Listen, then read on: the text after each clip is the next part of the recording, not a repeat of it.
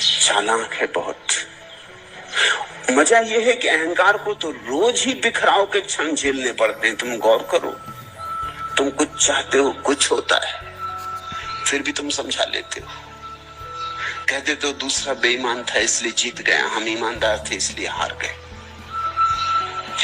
अहंकार की हार तुम कभी स्वीकार नहीं करते।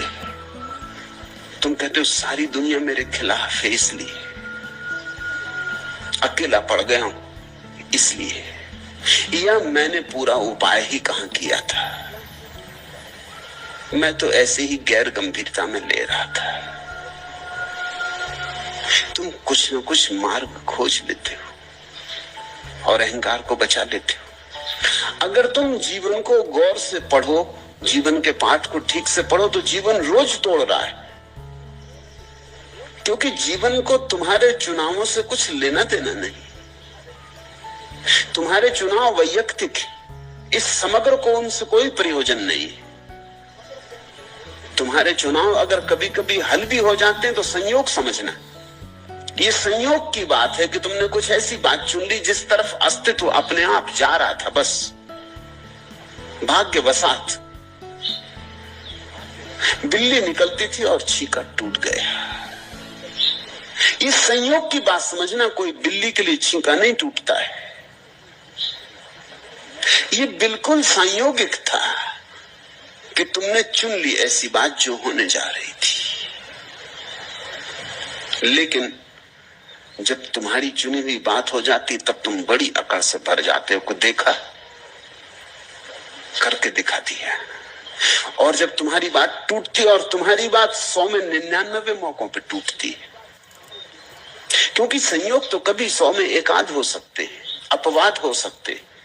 उन 99 मौकों पर तुम कुछ न कुछ तर्क जाल फैला के अपने को समझा लेते हो, कहीं दोष देके किसी तरह अपने को निवृत्त कर लेते हो। जीवन को कोई ठीक से देखेगा तो अहंकार निर्मित ही नहीं हो सकता, बिखराव का तो सवाल ही दूर है। और अगर तुमने अष्टावक्र की बात मानकर चुनाव रहितता का प्रयोग किया तो निश्चित बिखराव होगा। लेकिन एक बात ख्याल रखना, तुम्हारा नहीं है बिखराव। तुम्हें जैसा परमात्मा ने बनाया है वैसे का तो कोई बिखराव नहीं है। परमात्मा ने तुम्हें अहंकार शून्य बनाया। अहंकार तुम्हारा ही निर्मित किया हुआ है, वही टूटेगा। जो तुमने बनाया है वही टूटेगा, जो तुमने नहीं बनाया है वो कभी टूटने वाला नहीं। हाँ, अहंकार बिखर जाएगा, और जब अहंकार बिखरेगा तभी तुम्हें आत्मा का पहली दफे पता चलेगा, और वही वास्तविक बात है।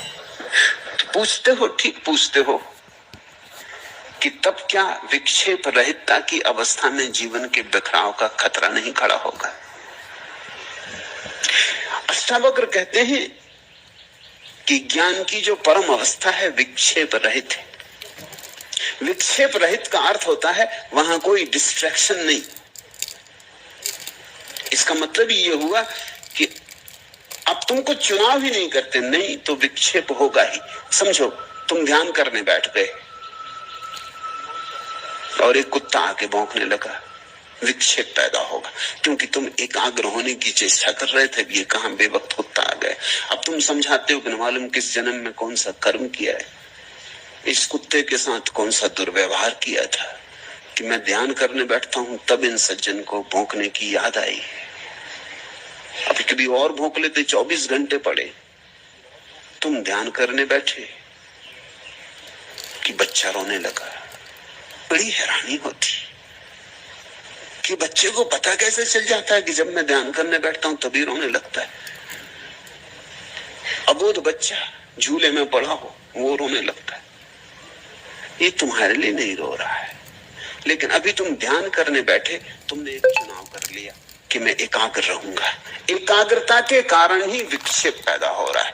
तुमने चाहा एकाग्र रहूंगा, और इस जगत में हजारों घटनाएं घट रही। सड़क पर तांगे घोड़े दौड़ रहे, कारें आवाज कर रही, ट्रक जा रहे, हवाई जहाज उड़ रहे, पत्नी चौके में खाना बना रही, बर्तन गिर रहे, बच्चे रो रहे, शोरगुल बच्चे कर रहे, कुत्ते भौंक रहे, कौए चिल्ला रहे, सब तरफ हजार हजार चीजें हो रही।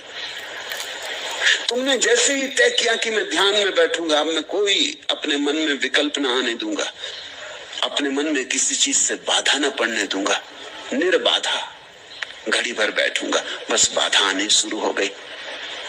कैसे बाधा आ रही है? अष्टावक्र कहते हैं तुमने निर्बाधा रहने का जो तय किया उससे आ रही।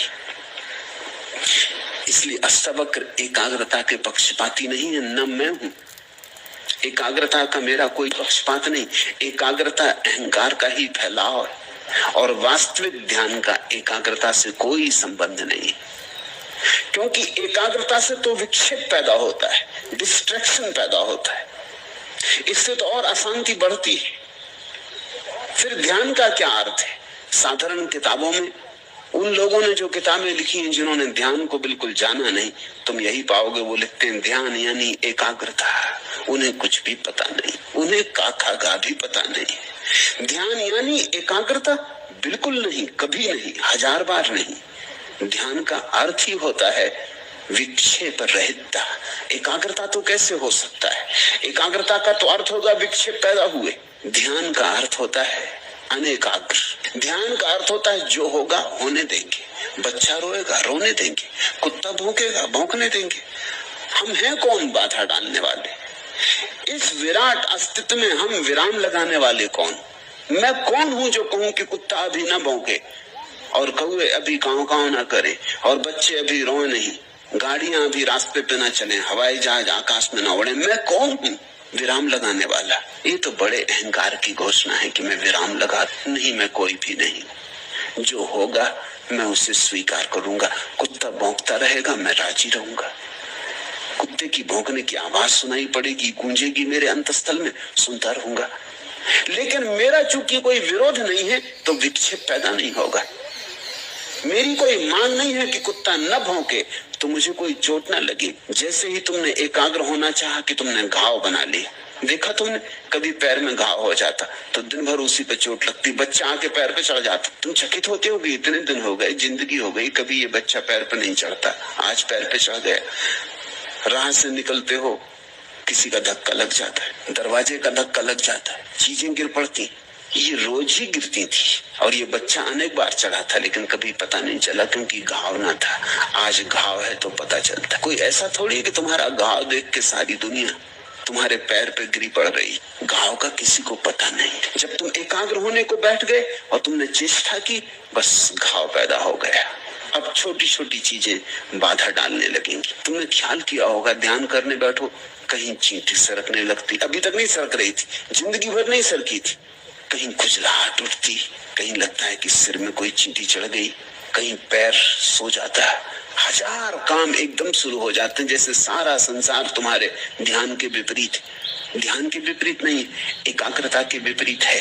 संसार विपरीत है ऐसा कहना ठीक नहीं। एकाग्रता में तुमने संसार के विपरीत होने की घोषणा कर दी। एकाग्रता की चेष्टा में तुमने कह दिया मैं दुश्मन हूं। तुमने कह दिया कि अब मैं नहीं चाहता न चींटियां चले, न हवाएं चले, न पक्षी बोले, न रास्ते पे कोई चले, न बर्तन गिरे। तुमने सारी दुनिया को कह दिया कभी मैं ध्यान कर रहा हूं, सब ठहर जाए। तुमने घोषणा कर दी विपरीत की। विक्षेप पैदा होगा, हजार हजार विक्षेप पैदा होंगे। इससे सिर्फ क्रोध पैदा होगा, अशांति पैदा होगी। ध्यान का वास्तविक अर्थ है अनेकाग्रता, नॉन कंसंट्रेशन। शांत होके, शिथिल होके बैठ गए, जो होता है स्वीकार कर लिया। इस स्वीकार की दशा में एक चीज बिखरेगी, वो अहंकार है, और एक चीज संभलेगी, वो तुम।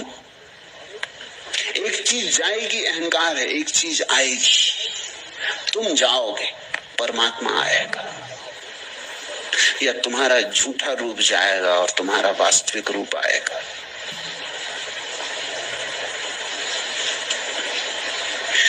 जब तुम्हारा कोई चुनाव नहीं, तब जीवन में एक सहजता आती। साधु को कबीर ने कहा है, साधु सहज समाधि भली। यह कौन सा मुकाम है? फलक नहीं, जमी नहीं, कि सब नहीं, शहर नहीं, कि गम नहीं, खुशी नहीं, कहां यह लेके आ गई हवा तेरे दयार की। अगर तुम ऐसे चुप होके बैठ गए, अनेकाग्र होके बैठ गए, तो एक दिन पाओगे यह कौन सा मुकाम, फलक नहीं, जमी नहीं कि सब नहीं, शहर नहीं कि गम नहीं, खुशी नहीं, कहां यह लेके आ गई हवा तेरे दयार की। तुम ही थे मेरे रहनुमा, तुम ही थे मेरे हम सफर, तुम ही थे मेरी रोशनी, तुम ही ने मुझको दी नजर, बिना तुम्हारे जिंदगी समा है एक मजार की।